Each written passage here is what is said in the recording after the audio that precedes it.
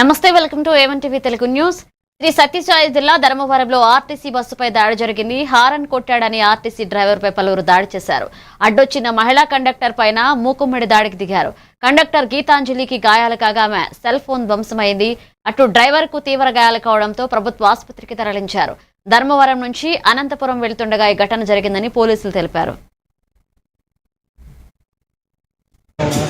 వాళ్ళు గుంటూరులో శవాన్ని ఎత్తుకొని పోతున్నారు. అందరూ ఫుల్గా తాగేసి వాళ్ళు హార్న్ కొట్టాను. చాలా మంది పక్కన విన్నారు. ఒకడు మాత్రం ఫుల్గా తాగి అడ్డం వస్తున్నాడు బస్సు పక్కకు కూడా. నేను హార్న్ కొట్టిందని భయపడి కింద పోయి పడినాడు తుందుకొని ఫుల్గా తాగినాను. నేనే బస్సుతో గుర్తి పడేసానని చెప్పి వాళ్ళు బైకుల్లో వచ్చి నన్ను కొట్టినాను. వాళ్ళు ఎవరైనా గుర్తుందా నీకు? వాళ్ళలో ఒకరు గుర్తున్నారు సార్. నడుచుకుంటూ వెళ్తున్నారు గుంపులుగా.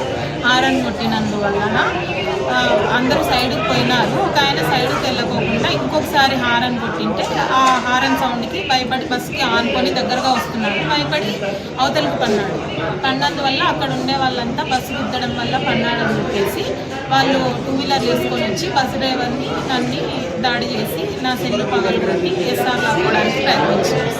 సెల్ ఏదమ్మా చూపి.